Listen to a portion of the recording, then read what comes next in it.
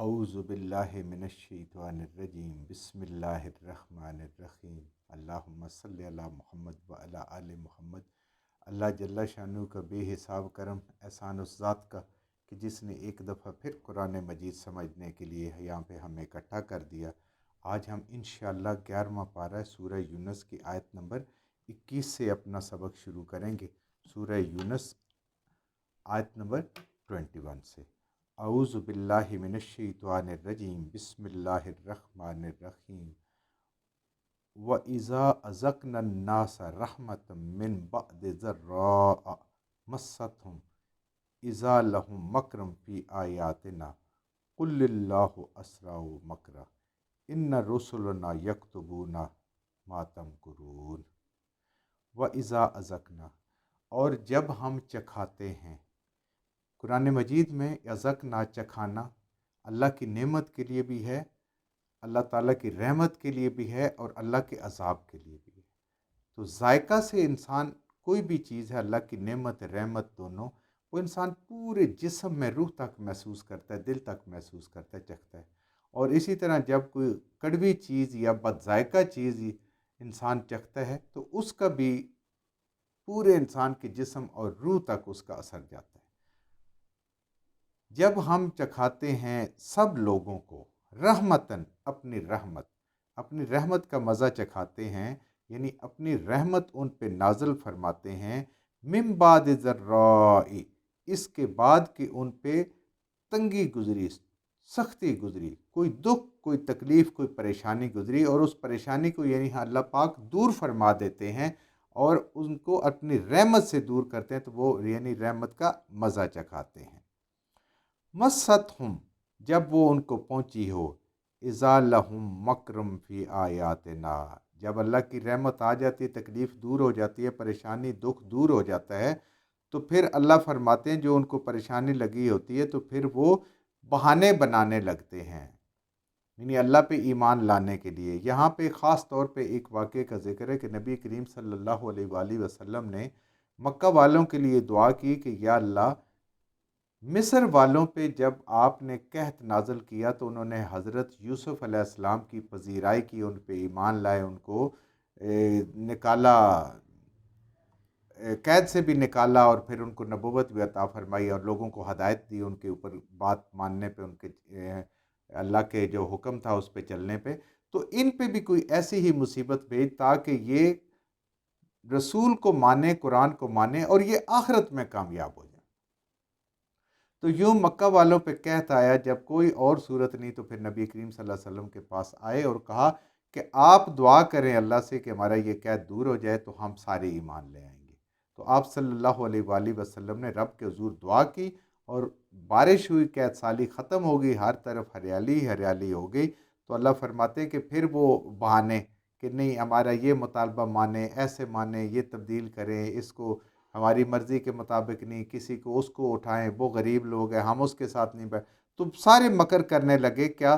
تو اللہ فرماتے ہیں کہ جب ہم دور کر دیتے ہیں، یعنی کوئی بھی انسان کو قحط کا ہو، مرض ہو، اولاد کی کوئی پریشانی ہو، مال کا کوئی امتحان ہو، تو انسان کہتا ہے یا اللہ یہ ایک دفعہ معاملہ میرا ٹھیک کر دے، اس کے بعد میں بالکل تیرا شکر گزار بندہ بن جاؤں گا اور میں سارے کام تیری مرضی کے مطابق کروں گا۔ تو پھر ہوتا کہ اللہ فرماتے ہیں کہ جب ہم دور کر دیتے اپنی رحمت سے اس تکلیف کو، اس پریشانی کو، تو پھر وہ مکر کرنا شروع کر دیتا ہے، چالیں چلنا شروع کر دیتا ہے، بہانے بناتا ہے۔ فی آیاتنا، ہماری نشانیوں کے بارے میں، جو نشانی یہ بیمار ہونا، یہ پریشانی، نقصان ہو جانا، قحط آ جانا اور کوئی نقصان ہو جانا، یہ سب اللہ تعالیٰ کی طرف سے آتے ہیں کہ انسان رب کی طرف رجوع کرے۔ کل اللہ اسرا مکرا، اللہ بھی ان سے ساتھ بہت جلد اپنی تدبیر کرنے والا ہے، یعنی دنیا میں اگر نہیں پکڑے گا تو مرنے پہ تو پھر اللہ کے حضور پیش ہونا ہے نا، تو اللہ وہ وقت بھی دور نہیں، زندگی ایسے چٹکی میں گزر جانی ہے، پتہ بھی نہیں چلنا، تو پھر ان کے ساتھ وہی معاملہ ہوگا جو انہوں نے اللہ کے ساتھ دنیا میں دھوکہ دیا، تو اس کا ان کو وہاں پہ جواب ملے گا۔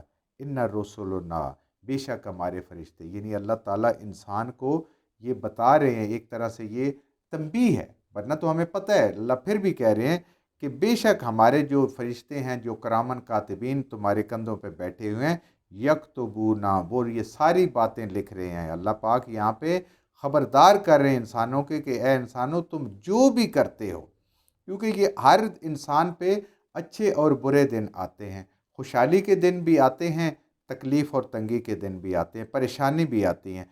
तो असल में क्या होता है, ये हर मौका अल्लाह ताला हमारे ईमान को टेस्ट कर रहा होता है।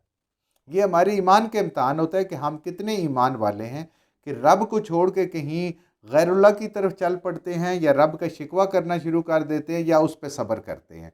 और जब नेमत मिलती है तो उसका शुक्र अदा करते हैं, या उस पे शैतान हमें इस गलतफहमी में डाल देता है कि ये तो तेरी फ़लाँ तदबीर है, उस डॉक्टर की दवाई से फ़लाँ मखलूक के बंदे जो हैं, अल्लाह के बंदे हैं मखलूक में से, उसकी दुआ से, इसकी दुआ से उस गलतफहमी में इंसान पड़ जाता है।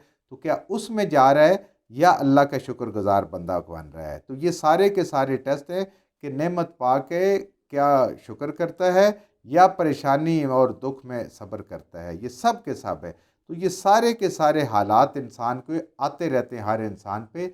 सिर्फ़ और सिर्फ अपने रब से दुआ करनी चाहिए, और हर हाल में अपने रब से रुजू करना चाहिए, क्योंकि ये फ़रिश्ते लिख रहे हैं मा तमकुरून, जो भी हम चक्कर चलाते हैं, बहाने करते हैं, तो अल्लाह ताला के फ़रिश्ते उसको लिख रहे हैं। ये अल्लाह ताला हमें ख़बरदार कर रहे हैं।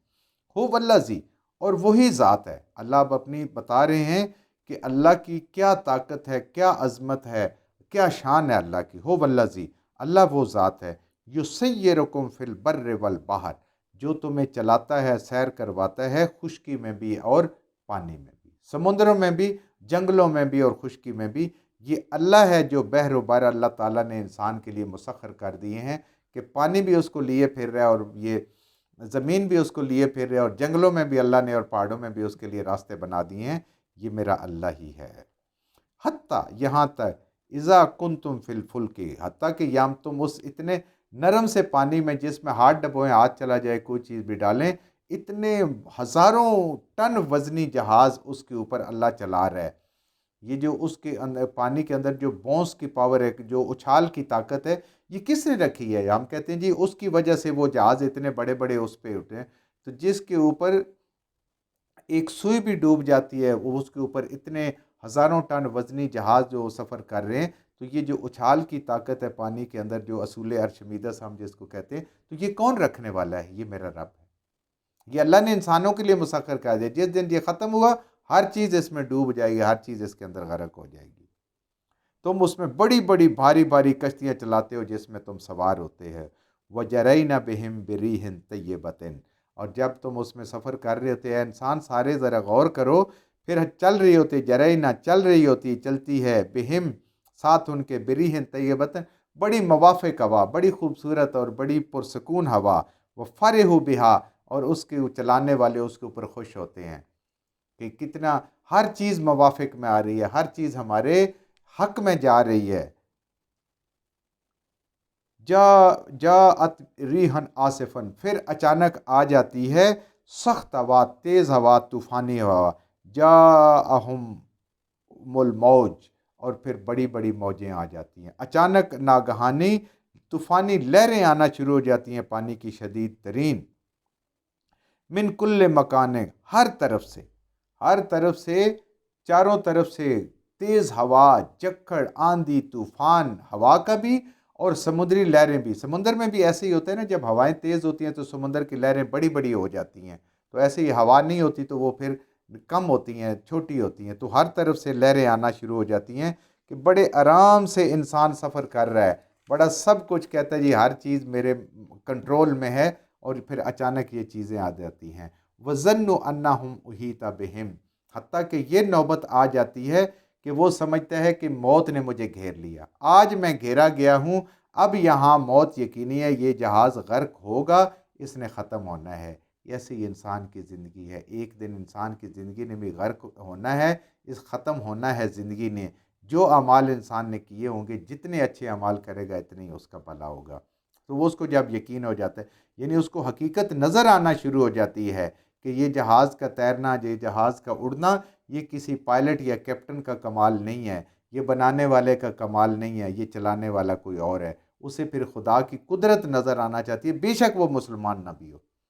फिर वो खालिस अल्लाह को पुकारता है, जैसे कि वो हम नबी करीम सल्लल्लाहु अलैहि वसल्लम की وہ ایک صحابہ کرام کی حکایت میں ہم پڑھتے ہیں نا، اکرمہ بن حضرت اکرمہ رضی اللہ تعالیٰ عنہ بن ابو جہل، جن کو ایمان کیسے نصیب ہوا کہ وہ مکہ سے بھاگ رہے تھے، ان کے قتل کا حکم تھا کہ خانہ کعبہ میں ملے تو قتل کر دیں، تو کشتی میں جب وہ کشتی بمر میں پھنسی، اسی طرح ہوا بھی آ گئی، طوفان بھی آ گئے، لہریں بھی آ گئی، ڈوبنے لگی، وہ جہاز جب ڈوبنے لگا تو وہ جتنے مشرک بیٹھے ہوئے تھے انہوں نے ایک رب کو پکارنا شروع کر دیا۔ انہوں نے کہا اب لات اور منات اور عزا کو کیوں نہیں پکارتے، یہ کیا کر رہے ہو؟ انہوں نے کہا اب لات منات عزا سے بات بہت آگے نکل گئی، یہاں اللہ ہی بچا سکتا ہے اور کوئی بچا نہیں سکتا۔ انہوں نے کہا اگر اللہ بچا سکتا ہے اور وہ کچھ نہیں کر سکتے تو یہی تو محمد رسول اللہ صلی اللہ علیہ وسلم کہتے ہیں۔ وہ وہاں سے واپس پلٹے، اللہ نے ان کا دل پلٹ دیا اور وہ اسلام قبول کیا، اور اگلی ساری زندگی اسلام کی خدمت کرتے کرتے اس دنیا سے چلے گئے۔ تو وہ پھر گمان کرتے ہیں، حقیقت جو ہے نا ان کی آنکھوں پہ جو پردہ پڑا ہوتا ہے، پٹی ہوتی ہے، وہ اتر جاتی ہے، اور وہ سمجھ جاتے ہیں کہ یہ سارا کنٹرول ان کے پاس نہیں ہے، جو غلط فہمی کا شکار تھے، کسی انسان کے پاس نہیں ہے، یہ میرے اللہ کے پاس ہے، کہ اب ہم بچ نہیں سکتے، موت یقینی ہے۔ پھر کیا کرتے ہیں؟ دعوا اللہ مخلصین لہ الدین، پھر اس رب کو خالص خالص پکارتے ہیں، اس کی عبادت خالص خالص کرتے ہیں، کسی کو اس میں مخلوق میں سے اس کو شریک نہیں کرتے۔ جب ایسے موقع میں آتے ہیں، لَإِنْ أَنْجَيْتَنَا، اے اللہ اگر تو ہمیں یہاں سے نجات دے، اس موت سے بچا لے، اس غرق ہونے سے بچا لے، من حاذہ، اس سے، یہ جو طوفان آیا ہوا ہے اس سے، لَنَكُونَنَّ مِنَ الشَّاكِرِينَ، تو ہم لازماً ہر حال میں تیرے شکر گزار بندے بن جائیں گے۔ یہ اللہ سے دعا کرتے ہیں، اللہ سے وعدہ کرتے ہیں کہ یا اللہ آج تو بچا لو۔ انہیں یقین ہے حقیقت میں طوفان میں بھی، پریشانی میں بھی، اور خوشحالی میں بھی، اور عام حالات میں بھی، صرف اور صرف ایک اللہ کی ذات ہے بچانے والی، اسی پہ تکیہ، اسی پہ یقین، جو الحی القیوم ہے۔ باقی سارے رشتے ختم ہونے والے ہیں، باقی ساری مخلوق فنا ہونے والی ہے۔ جو کچھ ہم نے صحیح صحیح پڑھا، اللہ ہمارے ذہنوں میں، دلوں میں بٹھا دے، جہاں جہاں پڑھتے ہوئے بولتے ہیں ہم سے غلطی ہوگی، اللہ ہمیں معاف فرما دے، اور ان غلط باتوں کو ہمارے ذہنوں سے، دلوں سے اللہ کی ذات نکال دے۔